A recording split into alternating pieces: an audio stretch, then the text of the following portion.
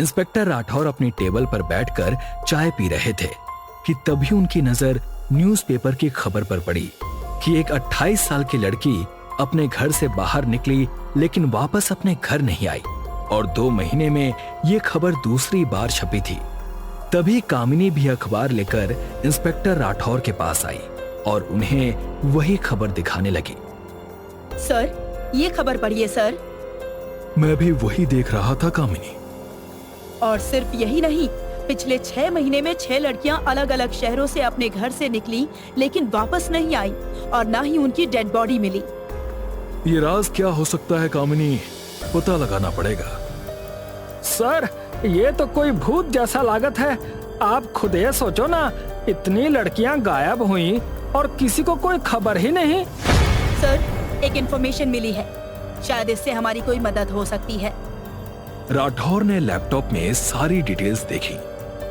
मदद तो होगी इस इंफॉर्मेशन से, लेकिन यह कातिल बहुत ही शातिर है, इसीलिए हमें भी इस बार अलग चाल चलनी होगी। मतलब सर, आप क्या करने की सोच रहे हैं? कामिनी, इस कातिल ने 6 लड़कियां गायब की हैं और ताजुब की बात यह है कि इनमें से किसी ने भी पुलिस कंप्लेन तक नहीं की। सर, हमें इंफॉर्मेशन मिली है कि जो लड़कियां गायब हुई हैं, वो सब अनाथ थी। इंस्पेक्टर राठौर ने उन सभी लड़कियों की लिस्ट फिर से चेक की और उनकी सोशल मीडिया की इंफॉर्मेशन भी निकाली। उससे उन्हें एक क्लू मिला जो शायद उन्हें असली गुनहगार तक पहुंचा सकता है। हेलो, मुझे तुम्हारी मदद की जरूरत है। एक काली गुफा में एक तांत्रिक महायज्ञ कर रहा था। उसके सामने एक दुल्हन की तरह गुड़िया थी और एक गुड्डा था। सभी गुड़ियों को नींबू से बांधा था और बाजू में तन्वी और आकाश को रस्सी से बांध रखा था। बस एक और बलि, फिर सारी शक्तियों का मैं अधिपति बन जाऊंगा। कोई मुझे हरा नहीं पाएगा। थोड़ी ही देर में दोनों को होश आता है। मुझे जाने दो, मुझे क्यों बांध कर रखा है? मुझे भी जाने दो, हम यहाँ वापस कभी नहीं आएंगे। चुप रहो तुम दोनों में से कोई नहीं बचेगा, समझे? 3 हफ्ते पहले तन्वी और आकाश मंगेतर थे। तन्वी 3 हफ्ते से आकाश के साथ रिलेशनशिप में थी। उनकी पहचान फेसबुक के जरिए हुई थी और तन्वी की अच्छी बातों की वजह से उसने तन्वी को शादी के लिए प्रपोज भी किया और तन्वी ने भी हाँ कर दी थी। तन्वी एक टीचर थी और आकाश एक अकाउंटेंट। तन्वी का इस दुनिया में कोई भी नहीं था, इसलिए आकाश तन्वी के साथ रिलेशनशिप में आने के बाद तन्वी को अपने घर लेकर आया था। आकाश, तुम्हारा टिफिन रेडी है, मैं स्कूल के लिए निकल रही हूँ, बाय। तन्वी के स्कूल जाने के बाद आकाश भी रेडी होकर ऑफिस के लिए निकल गया। ऐसे ही कुछ दिन निकल गए। एक दिन तन्वी ने आकाश से कहीं बाहर जाकर घूमने की बात कही। आकाश, कितने दिन हो गए हमें एक साथ रहते हुए, लेकिन तुम एक बार भी मुझे कहीं घुमाने नहीं लेकर गए। चलो ना, कहीं बाहर जाकर आते हैं। जाना तो मैं भी चाहता हूँ तन्वी, लेकिन तुम देख रही हो ना ऑफिस के काम का कितना प्रेशर है। बताओ कैसे टाइम निकालूं? तुमने मुझे अपने दोस्तों से, रिश्तेदारों से कभी नहीं मिलवाया। किसी को हमारे रिश्ते के बारे में नहीं पता है। तन्वी, तुम तो जानती हो ना, कुछ रिश्तेदार रिश्ता जोड़ने के लिए नहीं, तोड़ने के लिए बैठे रहते हैं। मैं नहीं चाहता कि कोई भी हमारे बीच आए, इसीलिए सबको डायरेक्टली हमारी शादी में इनवाइट करेंगे, ओके? और रही बात घूमने जाने की, तो इस महीने के लास्ट वीक पक्का जाएंगे, ओके? ओके। कुछ दिनों बाद आकाश तन्वी को घुमाने लेकर गया। बारिश का मौसम था। तन्वी और आकाश अपनी गाड़ी में एक जंगल की ओर जा रहे थे। आकाश, हम कहाँ जा रहे हैं? हम एक ऐसी जगह जा रहे हैं जहाँ से तुम कभी वापस नहीं आओगी। मतलब ये कि वो जगह इतनी खूबसूरत है कि तुम वहाँ से वापस आना ही नहीं चाहोगी। कामिनी, कुछ पता चला? हाँ सर, हमें अभी निकलना होगा सर। आकाश तन्वी को एक बहुत ही खूबसूरत जगह लेकर गया, जो कि एक जंगल में थी। आसपास झरने, चारों ओर हरियाली। आकाश ने नदी के किनारे एक टेंट लगाया जहां वो आराम कर सके। तन्वी ने वहां बहुत एंजॉय किया। थोड़ी देर बाद टेंट में आराम करने के बाद तकरीबन 11 बजे आकाश ने तन्वी को उठाया और बाहर चलने की जिद करने लगा। तन्वी को इतनी रात में बाहर जाने से डर लग रहा था, लेकिन आकाश जबरदस्ती उसे लेकर गया। जंगल में चलते चलते आकाश तन्वी को एक गुफा में लेकर गया। गुफा के अंदर जाते ही किसी ने तन्वी और आकाश के सिर पर पीछे से वार किया, जिससे दोनों बेहोश हो गए। फिर उन्हें उठाकर एक जगह रखा गया। तांत्रिक बाबा, मैंने तुम्हारा क्या बिगाड़ा है? हम तो एक ही है ना? एक है मतलब? तुम जानते हो इसे? ये सब तुमने किया है आकाश? हाँ, ये सब इसने ही किया है। और तुम्हें ही नहीं, इससे पहले 6 लड़कियों को वो इसी तरह अपने प्यार के जाल में फंसाकर यहाँ मेरे पास लाया है, बलि देने के लिए। ये सच कह रहा है तन्वी, लेकिन इस बार इसने मुझे ही धोखा दे दिया है। इस कार्य में 8वीं बलि एक आदमी की देनी होती है, और तुमसे बेहतर कौन होगा मेरे बलि के लिए? ऐसा कहकर तांत्रिक अपनी पूजा करने लगा। तन्वी और आकाश दोनों अपने आप को छुड़ाने की कोशिश कर रहे थे। थोड़ी देर बाद तांत्रिक का यज्ञ पूरा हुआ। उसने बाजू में रखी कुल्हाड़ी उठाई और उस पर मंत्र के जाप किए। उसके बाद वो तन्वी को मारने ही वाला था कि पीछे से एक गोली चली और तांत्रिक के हाथ से कुल्हाड़ी छूट गई। पीछे जब देखा तो इंस्पेक्टर राठौर अपनी टीम कामिनी और लालू पटेल के साथ वहां आए थे। कौन सही है और कौन गलत, यह पुलिस स्टेशन में जाकर पता चलेगा। इंस्पेक्टर राठौर तांत्रिक और आकाश को पुलिस स्टेशन लेकर गए। अब सब कुछ सच सच बताओ, क्यों किया ये सब?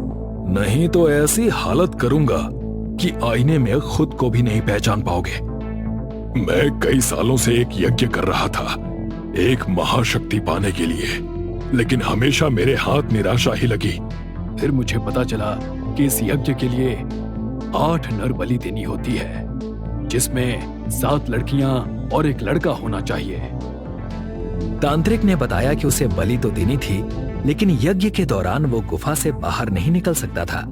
इसीलिए उसे ऐसा इंसान चाहिए था जो उसे लड़कियां लाकर दे सके। फिर एक दिन जंगल में घूमते घूमते उसकी मुलाकात आकाश से हुई। आकाश से बात करने के बाद उसे पता चला कि आकाश को पैसों का मोह है।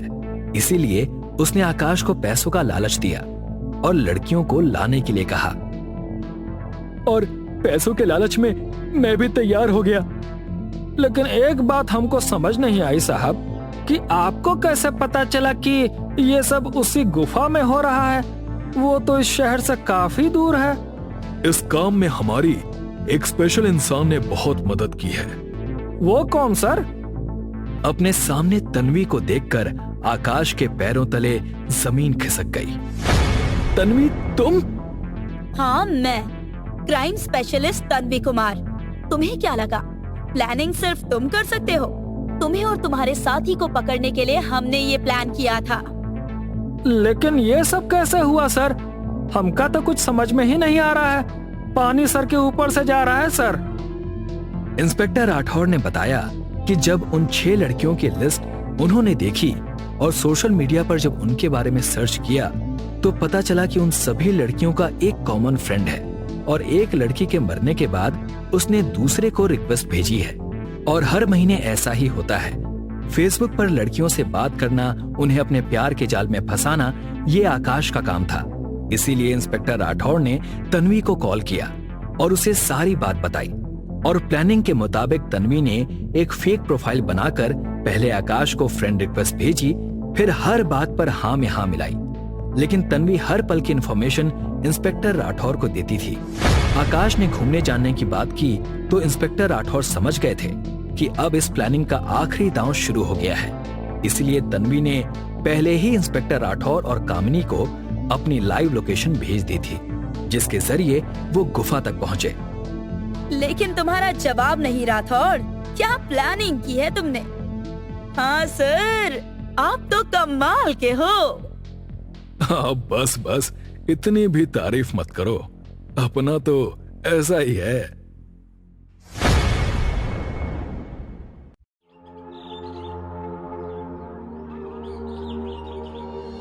क्या बात है सर, आज आप बहुत रिलैक्स लग रहे हैं। कई दिनों से कोई स्ट्रेस देने वाला केस जो नहीं आया।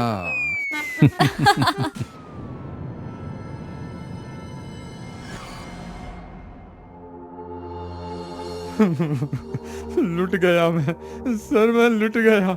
किसी ने मेरी दुकान का सारा सोना लूट लिया। सर ये तो ब्रिजेश जी हैं, शहर की सबसे बड़ी ज्वेलरी शॉप के मालिक। सर आप पानी पीजिए।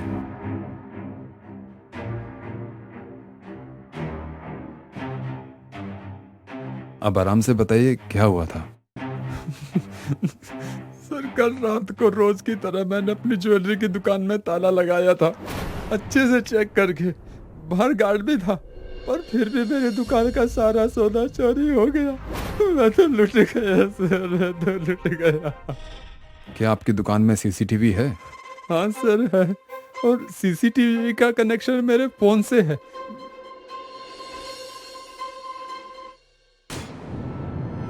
ये देखिए।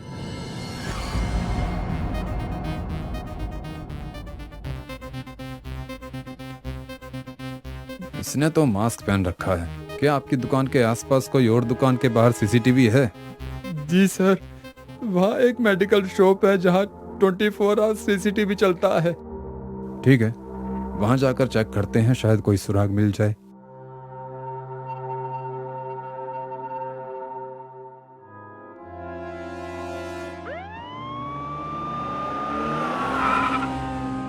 सुनो, मुझे कल रात के इस बाहर वाले सीसीटीवी की फुटेज चाहिए, लगभग 2 बजे के आसपास वाले। जी सर। अच्छा, इसमें भी मास्क है। सर मैंने इस आदमी को देखा है। पक्का? जी सर, कुछ दिनों से ये रोज मेरी दुकान पे आता था और यहाँ वहाँ देखता रहता था। मैंने कई बार इससे पूछा कि क्या चाहिए, पर ये कुछ बोलता ही नहीं था। तो इसका मतलब इसकी शक्ल पहले की सीसीटीवी फुटेज में मिल जाएगी। जी सर, यही है सर, यही है वो।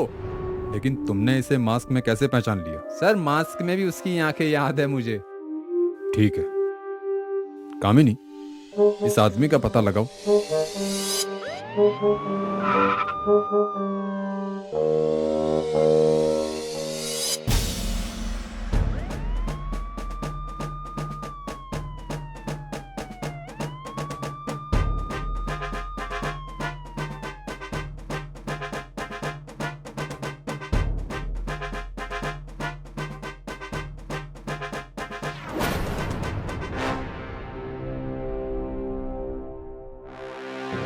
ये तो एकदम हूबहू है। जी सर, पर दोनों में से ये फोटो वाला कौन है मुझे समझ नहीं आ रहा, इसलिए मैं दोनों को यहाँ ले आई हूँ। ठीक है सर, मैं आलोक हूँ और ये शलोक है। हम दोनों थिएटर में ही काम करते हैं। कल रात आप दोनों कहाँ थे? हम कहाँ होंगे, अपने ही घर पर सो रहे थे। शलोक, तुम कितने बजे रात को सोए? लगभग 12 बजे। और तुम? मैं तो 11 बजे ही सो गया था। अच्छा, तुम दोनों के एक केस के सिलसिले में यहाँ बुलाया था। ब्रिजेश ज्वेलर के यहाँ चोरी हुई है और मुजरिम तुम्हारी ही तरह दिखता है। वो कोई और होगा सर, हम चोर नहीं है। और सर आपको हमारी बातों पर यकीन नहीं हो रहा है तो हमारे घर वालों से पूछताछ कर लीजिए। वो तो हम करेंगे ही, काम है हमारा। अब आप लोग जाइए, आगे आपकी जरूरत पड़ेगी तो वापस बुलाएंगे।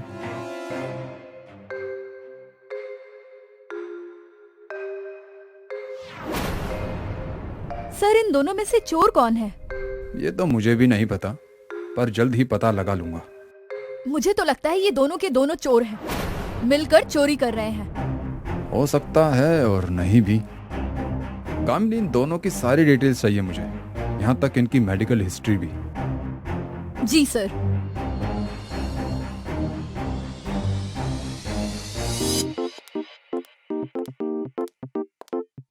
हाँ कामिनी, बोलो।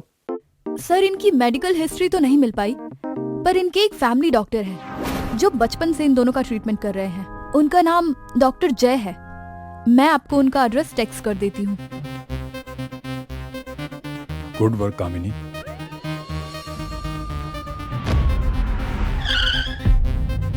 जी सर, बोलिए, मैं आपकी कैसे मदद कर सकता हूँ?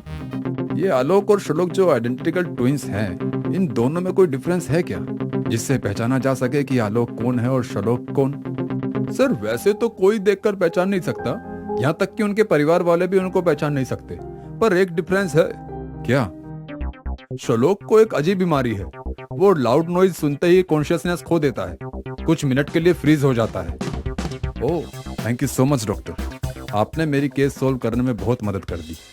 You are welcome sir. Sir, आपको कोई क्लू मिला? क्लू नहीं, मुझे तो हुक्म का इक्का मिला है। मैं समझी नहीं। तुम्हें समझने की जरूरत नहीं है, बस देखती जाओ।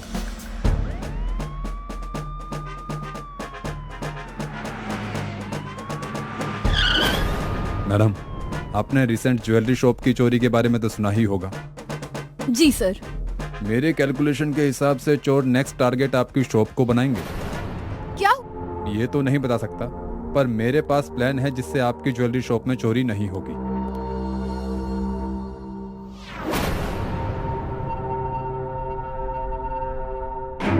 जैसा मैंने कहा है वैसा ही कर दीजिए बस। Okay sir.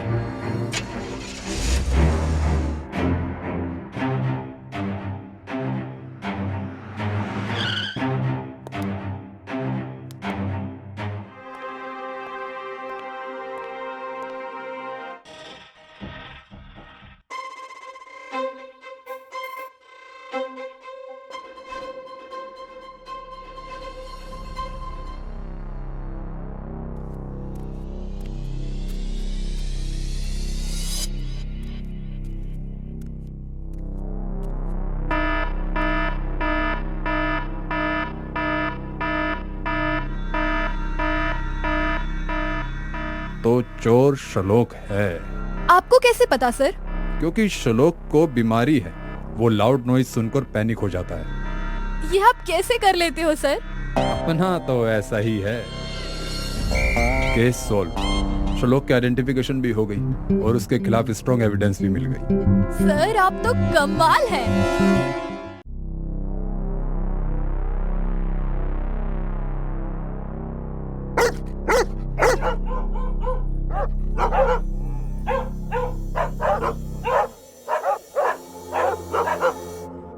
ये शोर कैसा है और ये बदबू कहां से आ रही है?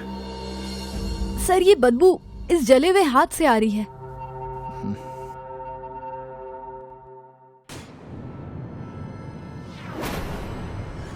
ओह माय गॉड, ये हाथ यहाँ कैसे आया? सर, कुछ कुत्ते आपस में लड़ रहे थे, उसमें से एक कुत्ता इसे पुलिस स्टेशन के अंदर ले आया। कुत्तों ने बुरी तरह से हाथ को नोच दिया है। मोहन, अगर यहाँ हाथ का टुकड़ा मिला है तो इसका मतलब बॉडी के बाकी हिस्से भी होंगे। कामिनी जी, सर्च टीम को बुलाइए।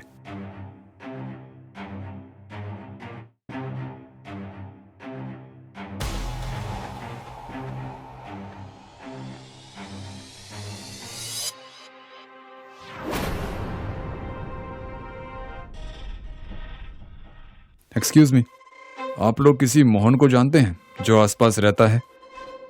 सर जी, एक मोहन तो रहता था इसी सोसाइटी में, लेकिन अब नहीं रहता। 6 महीने पहले वो यहाँ से चले गए। कहाँ चले गए? सर, वो गोमती नगर में शिफ्ट हो गए थे। क्या बात कर रहे हैं मल्होत्रा जी? अरे वो तो करोल बाग में शिफ्ट हुए थे। अरे कहाँ तिवारी जी, मल्होत्रा जी, आप दोनों बिना पागल वागल हो गए हैं क्या? मोहन सेक्टर 16 में शिफ्ट हुआ था। अरे पागलों, किसी को कुछ पता है भी या नहीं? सर, कुछ पक्का आइडिया नहीं है। कोई नहीं, जहाँ जहाँ का एड्रेस बोला है वहाँ का पता बता दो।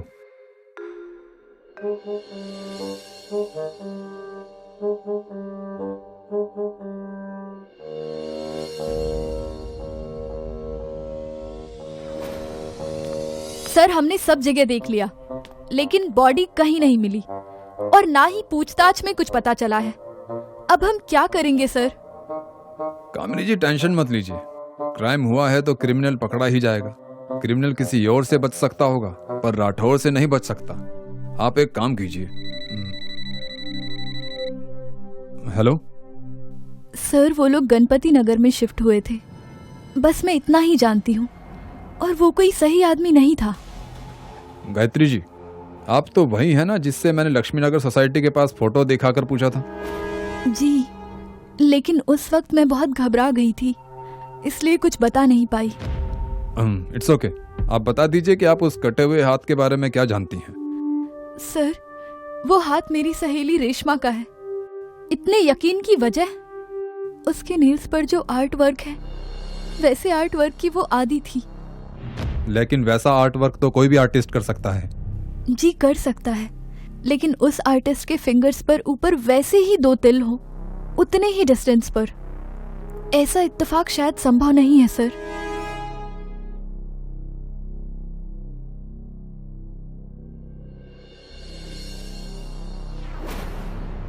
और क्या जानती हैं रश्मि के बारे में? सर, इस नेल आर्ट के अलावा वो एकदम घरेलू थी, बहुत ही कम लोगों से मिलती थी। उसे जरूर मोहन ने ही मारा होगा। मोहन? मोहन कौन? रश्मि का बॉयफ्रेंड। रश्मि मोहन एक साथ साल भर से रह रहे थे। वो उसे बहुत मारता पीटता था। इतना ही नहीं सर, वो कमीना मुझे भी छेड़ता था। मैंने कई बार रश्मि को समझाने की कोशिश की थी कि वो मोहन को छोड़ दे, मगर उसकी आंखों पर प्यार की पट्टी बंधी थी। अगर छोड़ देती तो शायद आज जिंदा। हिम्मत से काम लीजिए गायत्री जी। अगर आपको उसका एड्रेस पता है तो please share with us.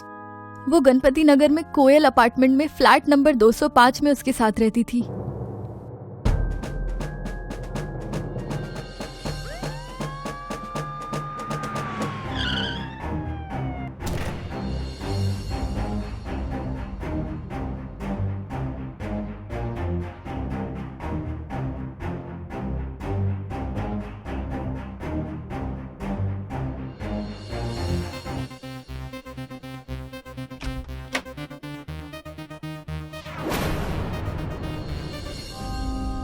Kamini ji. Oh no, बहुत बुरी तरह से काटा है सर। तुम्हें कुछ मिला? हाँ सर, दूसरे बेडरूम से ये एटीएम का कवर और मोहन के आधार कार्ड का जेरोक्स मिला है। एटीएम का कवर? मोहन के आधार से उसका बैंक अकाउंट का पता करके बैंक वालों से बोलो कि उसके अकाउंट से कोई भी ट्रांजैक्शन हो तो हमें तुरंत बताए। Yes sir. और हाँ, मोहन के फोटो हर जगह पहुंचा दो। Railway station, airport, bus stand, everything. वो दरिंदा शहर से बाहर नहीं जाना चाहिए।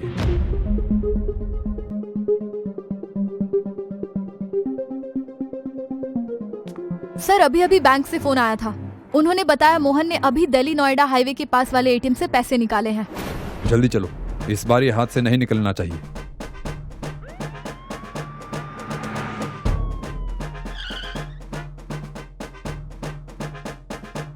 सर, मोहन फिर से बच गया। हाँ, पर कब तक बचेगा वो इंस्पेक्टर राठौड़ से?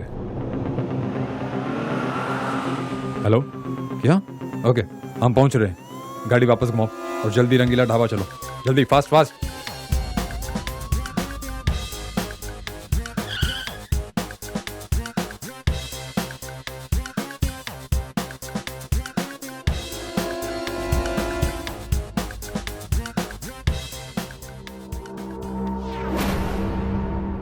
अब उठोगे भी या बैठे ही रहोगे? चलो हमारे साथ। अब हम तुम्हें भरपेट खाना खिलाएंगे, वो भी जेल में।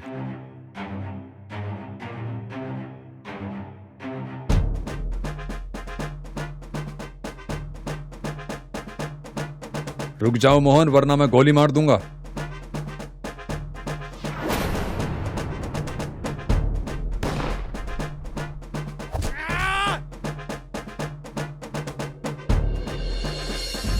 गोली मत मारना सर, मैं चलूंगा आपके साथ।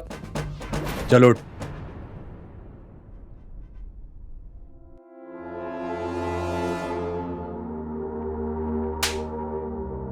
क्यों मारा तूने रश्मि को? चल बोल। मैं और रश्मि एक दूसरे से प्यार करते थे, फिर हम लिविंग में रहने लगे, पर मेरा चक्कर मालती और पूनम नाम की लड़की से भी चलने लगा। इसी बात से रश्मि और मेरे बीच आए दिन झगड़ा होता रहता था। फिर एक दिन मैंने उसे भी मार दिया सर। फिर उसके शरीर के टुकड़े टुकड़े करके फेंकने लगा। रश्मि के बाकी बॉडी पार्ट्स ठीक थे, बस एक हाथ क्यों जला था? ऐसा इसलिए किया क्योंकि फिंगरप्रिंट्स के जरिए उसके आधार का पता ना चल सके। मुजरिम गुनाह लाख चाहे छुपा ले, एक ना एक दिन पकड़ा ही जाता है मोहन। अब तुम्हें फांसी की सजा से कोई नहीं बचा सकता। सर आप ये कैसे कर लेते हैं? एक ही थप्पड़ में 4 दांत बाहर। कमाल है सर आप। अपना तो ऐसा ही है। एक हाथ जो खून से लथपथ है और वो दीवार पर कुछ लिखने की कोशिश कर रही है।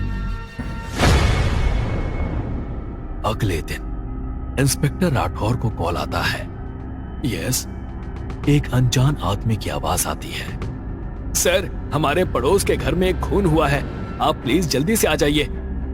इंस्पेक्टर राठौर और कामिनी वारदात की जगह पर पहुंचते हैं। वहां एक लड़की की लाश पड़ी हुई है। उसके पेट में चाकू से वार किया गया था और दीवार पर खून से दीप लिखा हुआ था। इंस्पेक्टर राठौर ने लाश को पोस्टमार्टम के लिए भेज दिया। गुंजन की मां को अपनी बेटी को इस हालत में देख सदमा लग गया और वो अपनी सुध-बुध खो बैठी थी। गुंजन की पड़ोसियों ने बताया कि गुंजन और विवेक नाम के लड़के की शादी तय हुई थी। पुलिस को ये बात बहुत अजीब लगी कि जिस लड़की के साथ शादी होने वाली थी, उसका खून होने के बाद भी वो लड़का या उसके घर का कोई भी सदस्य ये देखने के लिए क्यों नहीं आया। पुलिस ने विवेक और उसके घर वालों का पता लगाया और विवेक को थाने में बुलाया। हाँ सर, ये बात सच है कि मेरी और गुंजन की शादी तय हुई थी और 1 महीने बाद हमारी शादी भी थी, लेकिन किसने सोचा था कि ये सब हो जाएगा।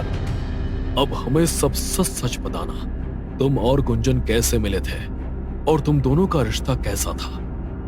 विवेक ने बताया कि अरे आप आ गए, आइए आइए, मैं कब से आप सबका इंतजार कर रही हूँ। आइए बैठिए।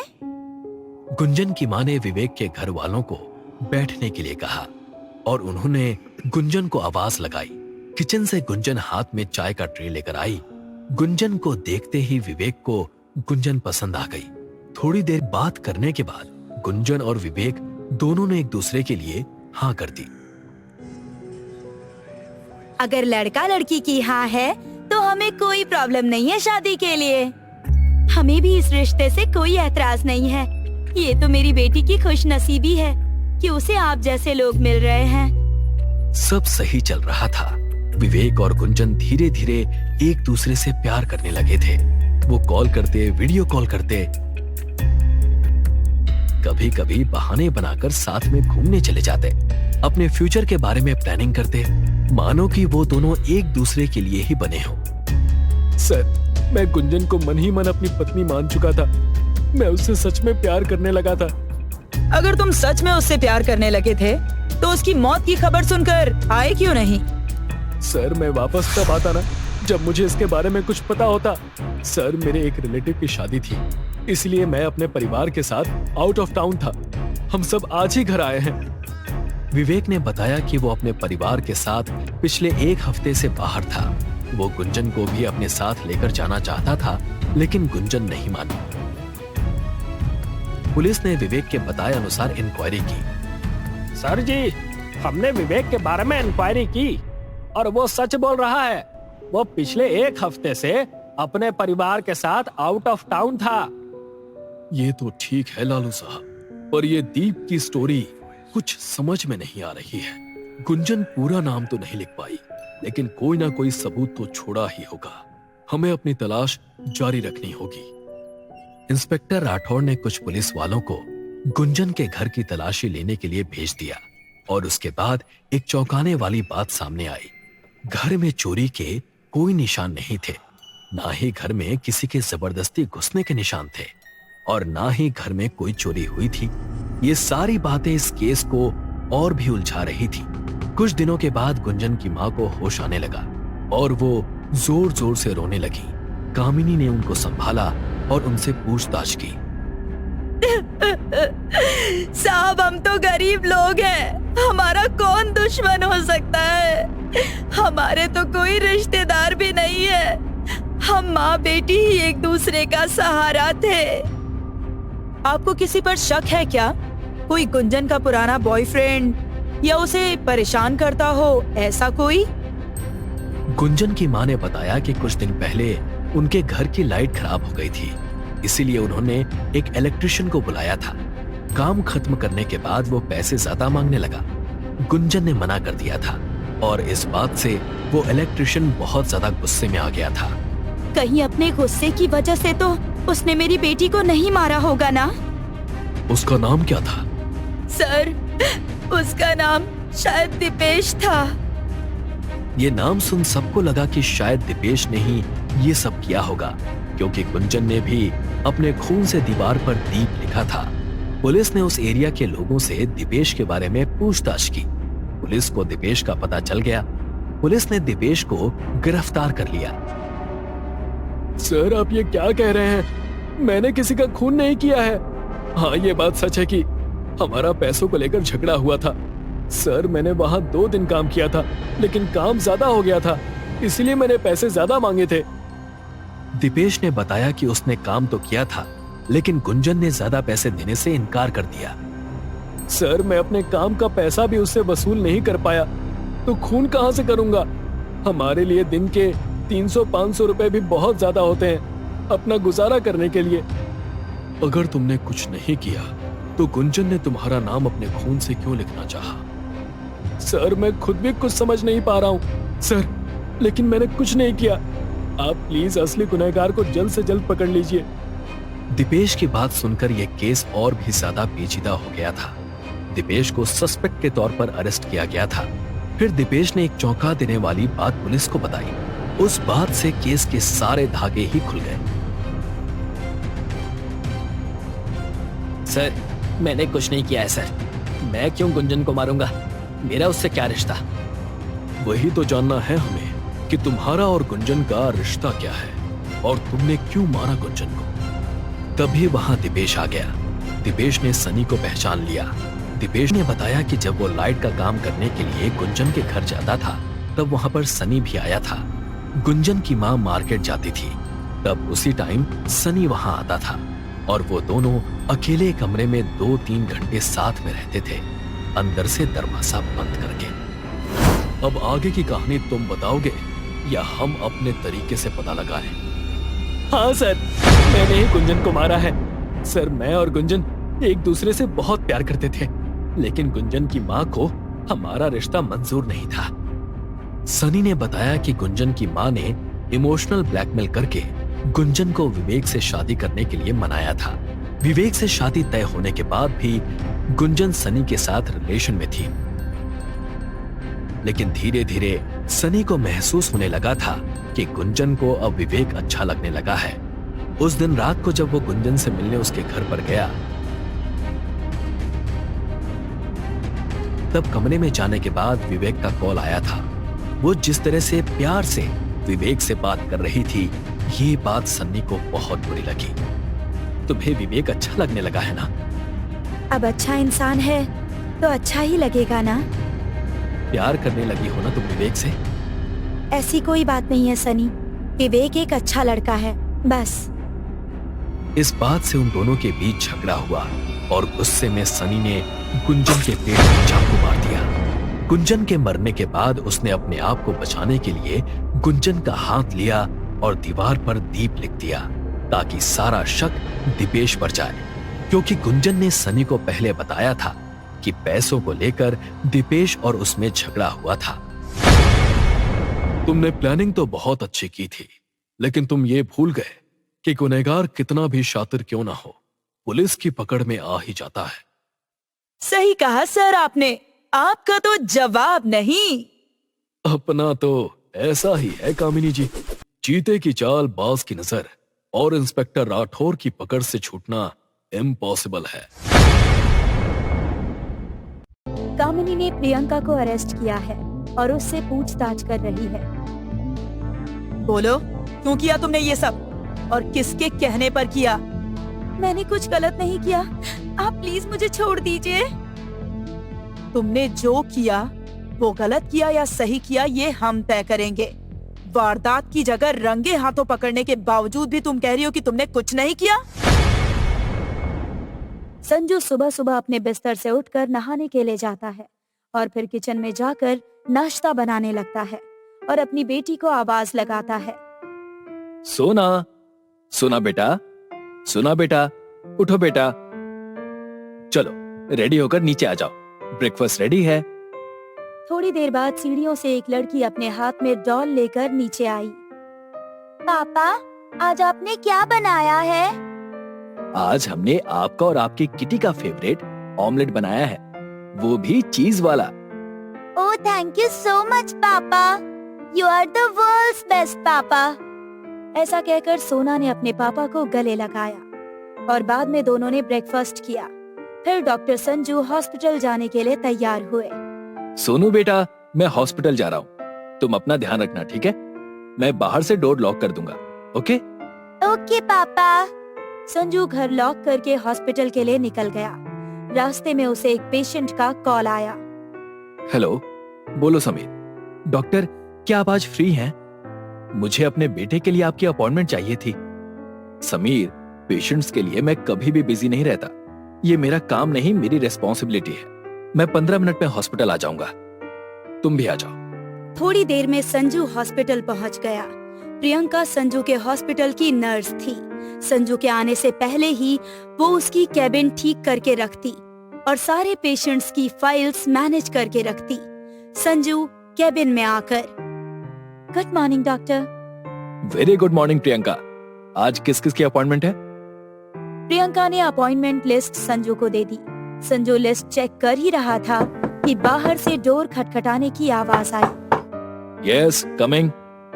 समीर अंदर आया। सर प्लीज, आप इतने बड़े डॉक्टर हैं, आप कुछ तो कीजिए, मेरे बेटे को बचा लीजिए। संजू ने समीर के बेटे को अंदर बुलाया और उसे चेक किया। प्रियंका बंटी को बाहर ले आई। उसके बाद डॉक्टर संजू ने बताया कि बंटी की हालत दिन ब दिन खराब होती जा रही है। हमें फौरन उसकी सर्जरी करनी होगी और सर्जरी के लिए मिनिमम 2 लाख का खर्चा आएगा, लेकिन इसमें मैं अपनी फीस नहीं लूंगा। तुम सिर्फ 1.5 लाख का इंतजाम करो और मैं अपने कुछ चिल्ड्रन चैरिटी वाले दोस्तों को जानता हूँ, मैं उससे भी बात कर लूंगा, हो सकता है कि वो तुम्हारी कोई मदद कर सके। समीर ने संजू को थैंक यू कहा और वहाँ से निकल गया। संजू ने भी अपने बाकी के पेशेंट्स को देखा और फिर वहाँ से अपने घर चला गया। घर जाते ही वो अपनी बेटी के पास गया और उसने उसे चॉकलेट दी। फिर वो फ्रेश होने चला गया। अगले दिन फिर वो अपनी बेटी से मिलकर हॉस्पिटल के लिए निकल गया। संजू सभी चैरिटी वाले से बात कर रहा था बंटी के ऑपरेशन की हेल्प के लिए। जब वो बात कर रहा था तब प्रियंका संजू को अजीब सी नजरों से देख रही थी, जैसे कि उसके दिमाग में कुछ और ही चल रहा हो। संजू कॉल पे समीर से बात कर रहा था। हेलो समीर, क्या तुम अभी मेरे हॉस्पिटल आ सकते हो? ओके सर, मैं अभी आता हूँ। समीर जल्दी से हॉस्पिटल आ गया। संजू ने समीर को बताया कि बंटी के ऑपरेशन के लिए चैरिटी से 1 लाख की मदद मिली है। ये बात सुनकर समीर बहुत खुश हुआ और संजू को थैंक्स बोलने लगा। समीर अपने घर गया और खुशी से अपने बच्चे को गले लगा लिया। अगले दिन समीर बंटी को लेकर हॉस्पिटल गया। संजू ने उसे चेक किया। प्रियंका को बंटी को दूसरे रूम में ले जाने के लिए कहा। प्रियंका उसे अपने साथ ले गई। थोड़ी देर बाद संजू बंटी के पास गया, लेकिन बंटी बहुत घबराया हुआ था। जैसे ही संजू बंटी के पास गया, बंटी वहाँ से भाग गया और समीर के पास गया। वो घबराता हुआ समीर से बोला, पापा मुझे घर जाना है, मुझे घर जाना है पापा, प्लीज प्लीज चलो यहाँ से। बंटी का ये अजीब सा बर्ताव देखकर संजू और समीर हैरान रह गए। घर जाने के बाद समीर ने बंटी से बात करने की कोशिश की, लेकिन बंटी ने कुछ नहीं कहा। वो सिर्फ एक ही बात बोलता रहा कि उसे वहाँ नहीं जाना है। शाम को जब संजू वापस घर गया तो उसकी बेटी सोनू सो चुकी थी। संजू ने लाइट्स ऑफ की और वो भी सोने के लिए चला गया। सुबह सोनू संजू के साथ हॉस्पिटल जाने के लिए जिद करने लगी। संजू ने उसे समझाने की बहुत कोशिश की, लेकिन वो नहीं मानी। ओके, मैं तुम्हें अपने साथ लेकर चलता हूँ, लेकिन तुम वहाँ पर किसी से बात नहीं करोगी और ना ही किसी को उसके काम में डिस्टर्ब करोगी। ओके पापा। संजू अपनी बेटी के साथ हॉस्पिटल गया। कैबिन में जाने के बाद सोनू साइड के सोफे पर आराम से बैठी थी। फिर वहां पर समीर आया। उसने बंटी के अजीब से बिहेवियर के बारे में संजू को बताया। तुम टेंशन मत लो, मुझे लगता है शायद बंटी सर्जरी के नाम से डर गया होगा। मैं बात करता हूँ उससे। समीर और संजू ने बंटी को समझाया। तभी वहां पर सिस्टर प्रियंका आ गई। उसे देख बंटी फिर से डर गया। बंटी का ये बिहेवियर संजू और समीर को हैरान कर देने वाला था। शाम को संजू अपनी बेटी के साथ घर लौटा। 3 दिन बाद बंटी के सर्जरी की डेट थी। संजू बंटी को लेकर हॉस्पिटल पहुंचा। बंटी को ऑपरेशन थिएटर में ले जाया गया और बेड पर सुलाया गया। थोड़ी देर बाद जब संजू ऑपरेशन थिएटर में गया तो वहाँ बंटी नहीं था। समीर, संजू और हॉस्पिटल के स्टाफ ने बंटी को ढूंढने की बहुत कोशिश की। एक स्टाफ ने बताया कि एक नर्स जिसने अपना मुंह ढका हुआ था, वो एक बच्चे को लेकर हॉस्पिटल के पीछे वाली साइड पर गई है। समीर ने फौरन पुलिस को फोन किया। हेलो, इंस्पेक्टर राठौर सर, मैं समीर बात कर रहा हूँ। आप प्लीज सहारा के चिल्ड्रन स्पेशलिस्ट सिटी हॉस्पिटल आ सकते हैं? एक नर्स मेरे बच्चे को भगा कर ले गई है। हम 5 मिनट में वहां आ रहे हैं। प्रियंका संजू को लेकर भाग ही रही थी कि सामने से कामिनी और इंस्पेक्टर राठौड़ वहां आ गए और उन्होंने प्रियंका को रंगे हाथों पकड़ लिया। कामिनी, ये ऐसे नहीं बताएंगे। इनके पतिदेव को भी पुलिस स्टेशन में लाते हैं। क्या पता वो भी इस क्राइम में इनके साथ हो। ये बात सुनकर प्रियंका की पैरों तले जमीन खिसक गई। प्रियंका ने बताया कि मेरे पति का इसमें कोई हाथ नहीं है, उसने ये सब कुछ अकेले किया है। मैंने बंटी को किडनैप जरूर किया था सर, लेकिन उसके साथ कुछ गलत करने के लिए नहीं, बल्कि उसे बचाने के लिए। मतलब? इंस्पेक्टर राठौड़ संजू को गिरफ्तार करके पुलिस स्टेशन ले आए। वाह, मानना पड़ेगा आपको डॉक्टर संजू। क्या मैनेजमेंट है आपकी। सारी चीजें इतनी अच्छी तरीके से संभाली कि किसी को शक ही नहीं हुआ कि जिस इंसान को लोग देवता मानते हैं वो एक राक्षस भी हो सकता है। संजू एक साइको की तरह बिहेव कर रहा था। मैंने क्या किया है सर? मैं तो बस अच्छे बच्चों पर एक्सपेरिमेंट करता हूँ। अच्छा डॉक्टर बनने के लिए प्रैक्टिस तो करनी पड़ती है ना सर। प्रियंका ने बताया कि डॉक्टर संजू की दिमागी हालत ठीक नहीं थी। वो भले ही एक डॉक्टर है, लेकिन वो एक साइको भी है।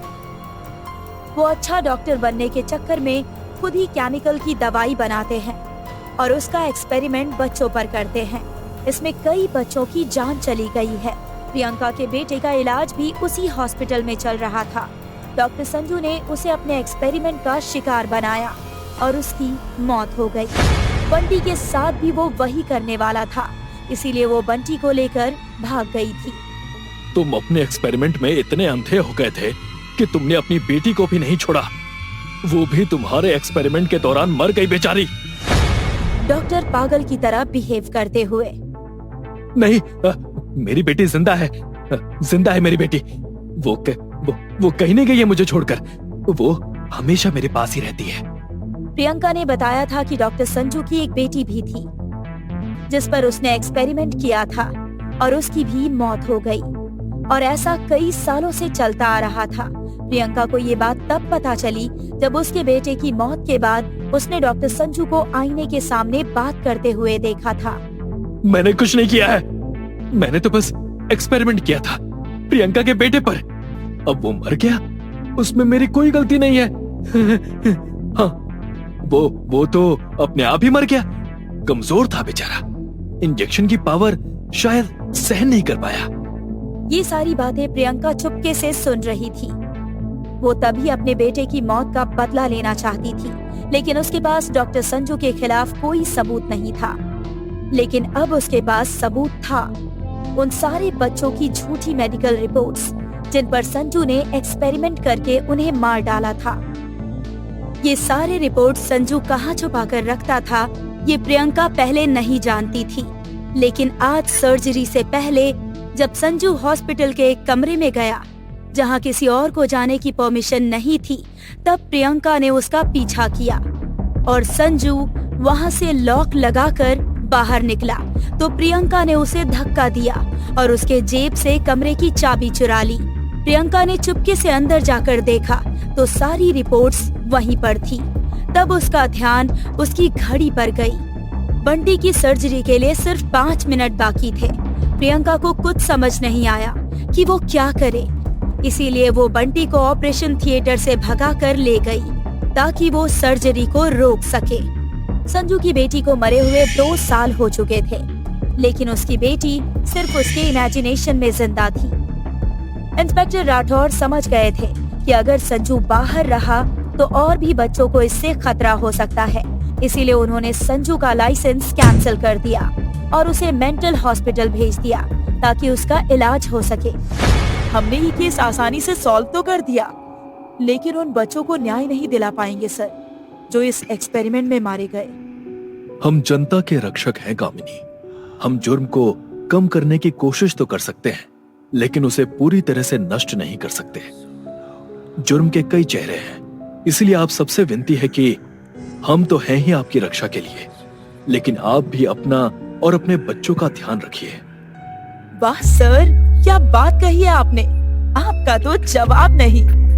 अपना तो ऐसा ही है कामिनी।